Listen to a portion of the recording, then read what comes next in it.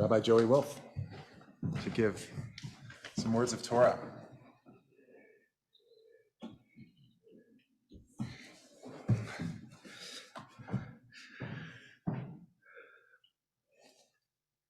Hi, everybody. So it's good to be here with you all, although it's a bit weird, pretty strange, I must say. I was thinking about it and getting ready for Rosh Hashanah, and I realized that I had all these ancient memories. Jews without choice coming toward a synagogue at the high holidays. Ancient memories. It seemed to me as a little kid that one of my first memories of coming to shul is of people marching in from different directions. You know, maybe they put their cars in different parts of town.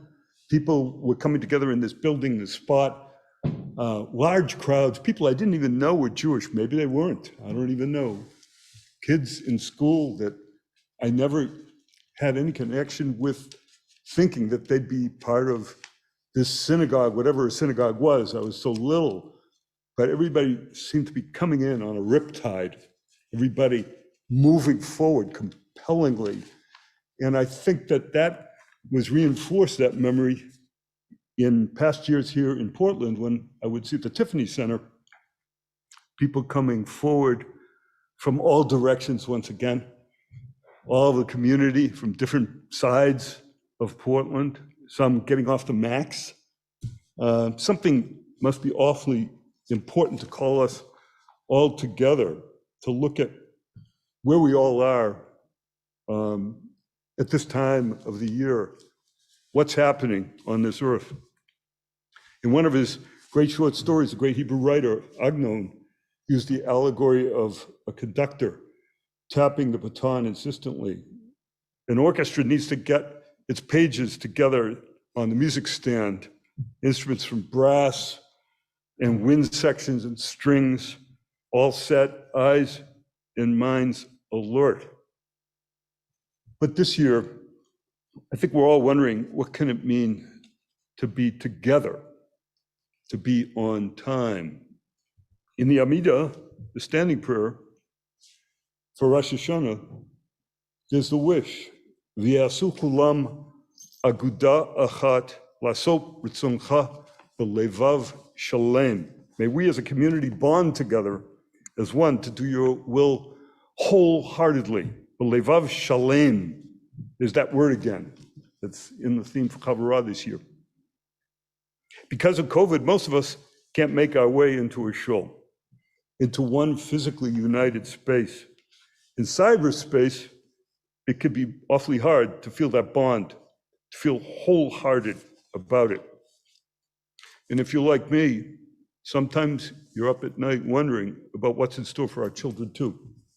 Will they be coming in through many portals into the synagogue? And certainly parents of real young children, of toddlers and first and second graders who are trying to balance the needs of kids who are forced to sit in front of screens and balancing play and work, know this acutely, as do parents of teenagers, where teenagers are supposed to, by definition, go out and explore the world and to stretch the boundaries. What can all of this mean?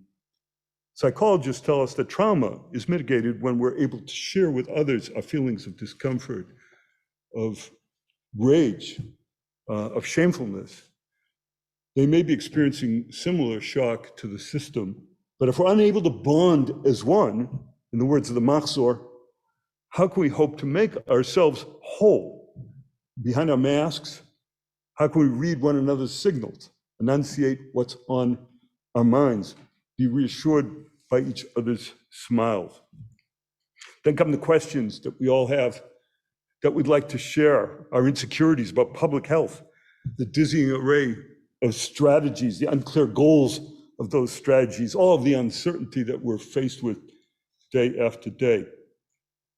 And of course, we know that we've had these conversations with our friends about others either overreacting to the challenge or underreacting to the threat. And it's been all but impossible, as we sit on Zoom, to speak straightforwardly about our feelings, but to get the comfort I think we all need and deserve. And of course, there are all the other issues that are confronting us: the excessive heat, the fire, the smoke, the floods. And we're here in Portland relatively okay, but we know beyond this vicinity, we know people are really suffering. They're suffering. People of color are suffering, of course. The people who can't, as Rabbi Benjamin said last night, even afford to pay their mortgage or going without jobs are really suffering at this time. So how should we expect at Rosh Hashanah to be wholehearted? We're a bit brokenhearted, after all. Having said that, it's not the first time that as Jews, we've seen ourselves as being on the precipice, on edge. I'd even go so far as saying Torah, as much as it speaks the language of door to door, it depicts a cycle of generations vying for the truth against falsehood, a generational continuity being in jeopardy. And even though we might not have been thinking in terms of an entire planet in peril in the past, it's clear we've still lost sleep wondering about what comes next. Will people be coming in those doors for the high holidays for Rosh Hashanah next year? So it's for this reason I think that the sages compellingly chose the story of Sarah, the matriarch of our people, and her up and down relationship with her have your cake and eat it too husband, Abraham, for the Torah readings on these 2 days.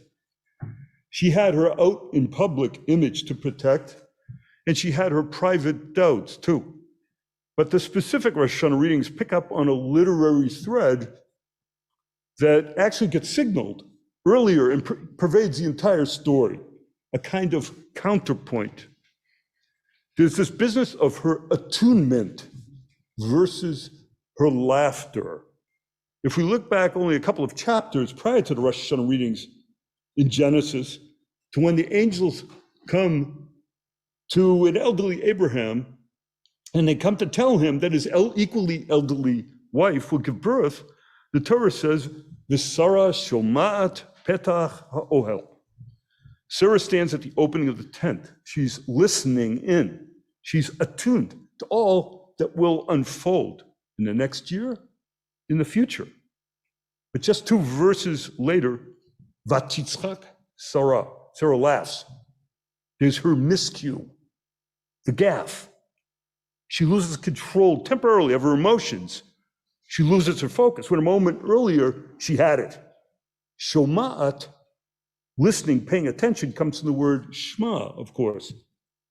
And it's also the root of the name for Abraham's first son, Yishmael, whose birth to Hagar will so distress Sarah, and her emotions will again pour out, whereas Vatitzchak, she laughs, derives from the root of what will be her biological son's name, the son that's in her birth canal, our progenitor, Yitzchak, Isaac. So this, here I am, I'm all here, and here I'm not at all, is a leitmotif of the story, a leitmotif, I'd like to say, of Rosh Hashanah. And it's Sarah's deflection of the tension that runs parallel to our own uneasiness, I think, about the future. I think it opens the door to some humility in the face of it. And now, more than ever, each one of us really needs some humility, some letting go. But it could be a challenge. We all know what it's like, if you will, to look through broken glass shards and see glimmerings of light.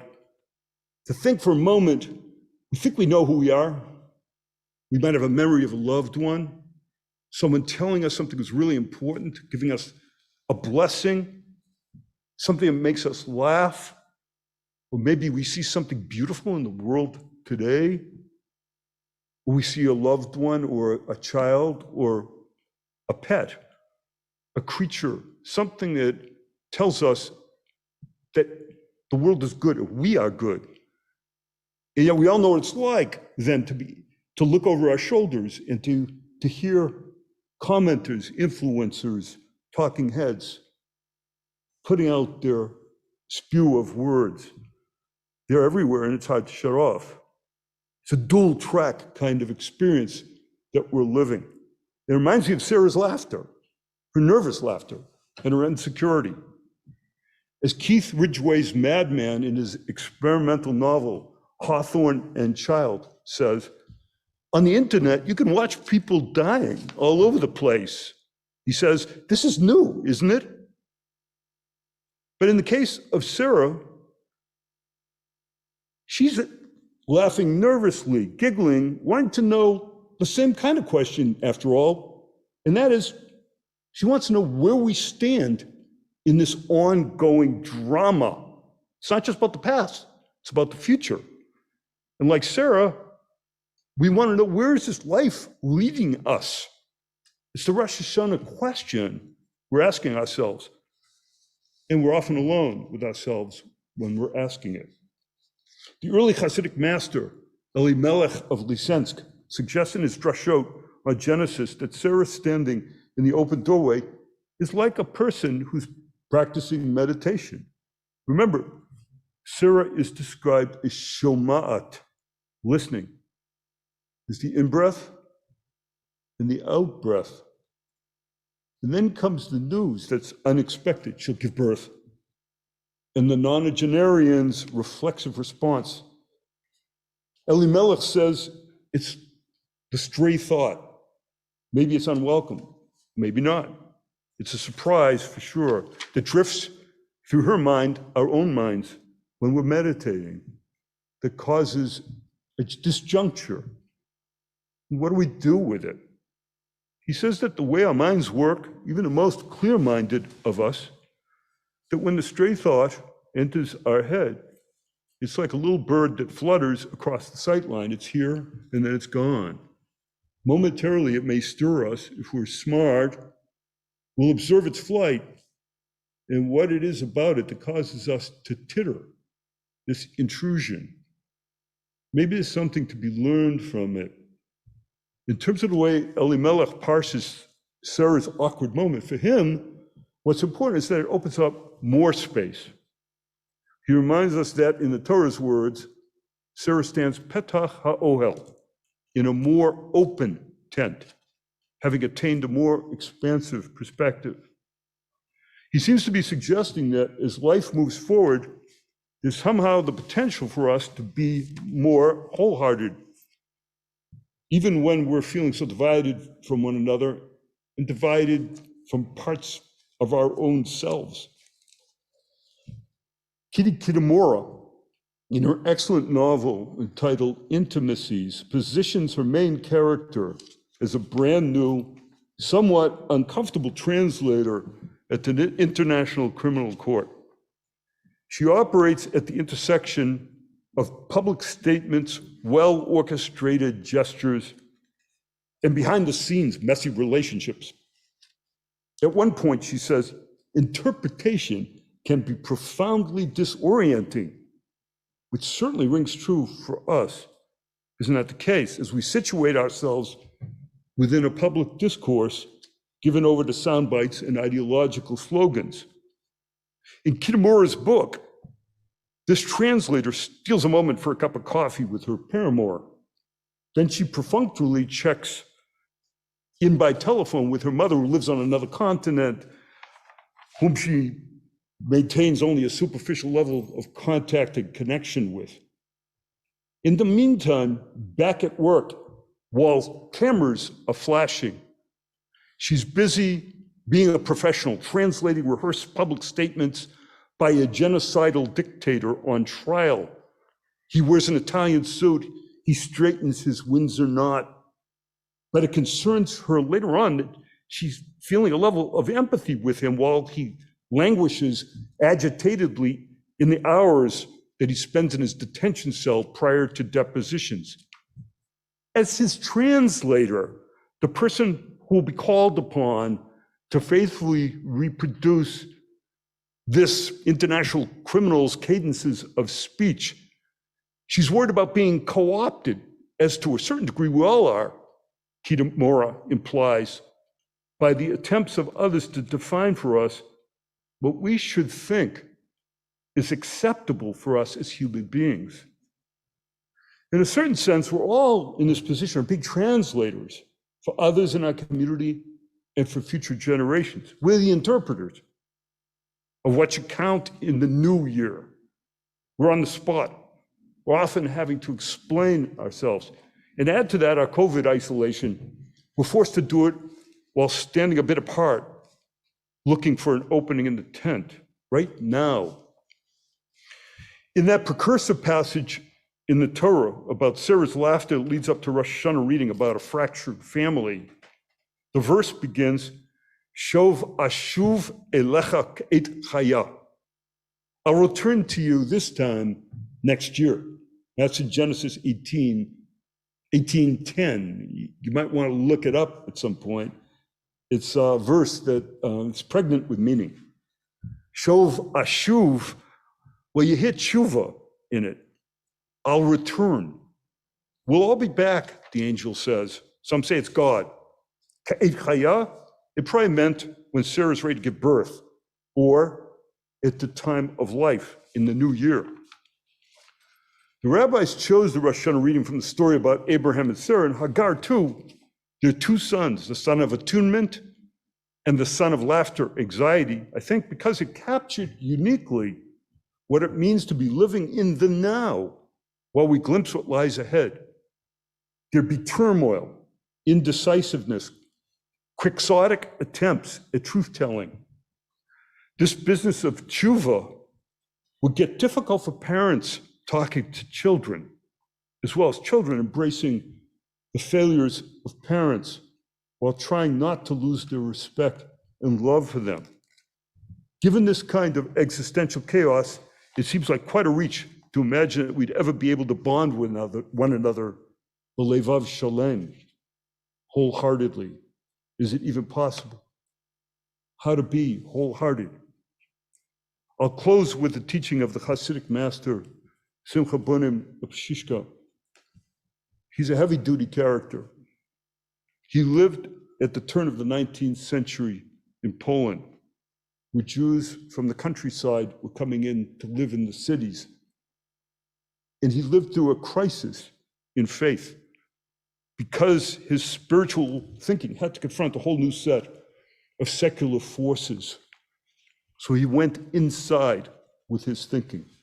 In one of his commentaries, he stands our question on its head, quoting from Psalm 147. If you daven it all, you know it comes 2 Psalms after Ashrei every morning of the week. And he quotes it, and everybody knows this quote, Harofeh lishvurei lev. God is the one who heals the broken-hearted.